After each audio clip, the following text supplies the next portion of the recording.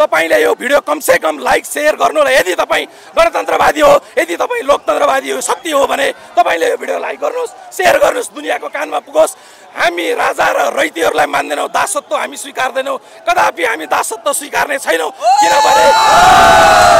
किनभने यो नेपालीहरूको व्यवस्था हो, लोकतन्त्र गणतन्त्र यो नेपालीहरूको व्यवस्था हो। यो व्यवस्था जोगाउनको निमित्त आज लाखौं जनता मर्न तयार छन्। आज यी वाइसेलहरू मर्न तयार छन्, यी मजदुरहरू मर्न तयार छन्। आज नेपाली जनताहरू सडकमा आउनुको मुख्य कारण भनेको दलाल केपी ओली भ्रष्टाचारी माफिया सरकार पनि हो। आज हामी दुर्गा प्रसाईलाई च्यालेन्ज गर्न चाहन्छौँ, तिमीहरूका 2-4 जना सुण्डम बुसुण्डहरू ल्याएर सडकमा देखाएर 90-95% लोकतन्त्रवादी र गणतन्त्रवादीलाई परास्त गर्न सक्दैन।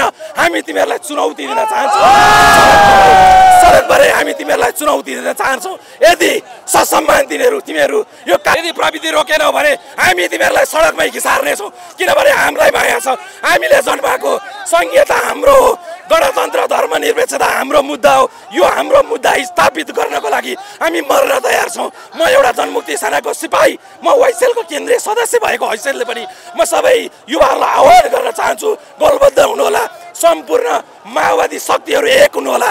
यो संविधान, धर्मनिरपेक्षता, संहिता, लोकतान्त्रिक गणतन्त्रको रक्षा जुन माओवादी केन्द्रले 10 वर्ष महान जनयुद्धबाट ल्याएको उपलब्धिको रक्षार्थ, संविधानको चाहिँ रक्षार्थ, जुन संविधान मास्ने खेल अहिले जुन खालको प्रपञ्च रचिरहेको छ, त्यो संविधानलाई चाहिँ बचाउनको निमित्त, लोकतन्त्र र गणतन्त्रलाई बचाउनको निमित्त जुन खालको अहिले समाजवादी मोर्चाले जुन खालको कार्यक्रमको आयोजना गरेको छ, करिब यसमा 2 लाखभन्दा बेसी चाहिँ जनसहभागिता भएको कुरा म यहाँलाई म जानकारी गराउन चाहन्छु। र अर्को कुरा के पनि हो भने जुन अहिले मुख्य यो कार्यक्रमको आयोजना गर्नुको मुख्य उद्देश्य भनेको दलाल भ्रष्टाचार र माफिया सरकारको विरुद्धमा जुन कुलमान घिसिङ जुन राष्ट्रसेवक कर्मचारी, जुन कार्यकारी निर्देशक, जुन विद्युत प्राधिकरणको कार्यकारी निर्देशक हुनुहुन्थ्यो, उहाँलाई हटाउने जुन यो सरकारको जुन खालको निर्णय छ, यसको विरुद्धमा पनि हामी कुलमान घिसिङलाई पुनर्बहालीको पनि माग गर्दछौँ, जोरदार माग गर्दछौँ।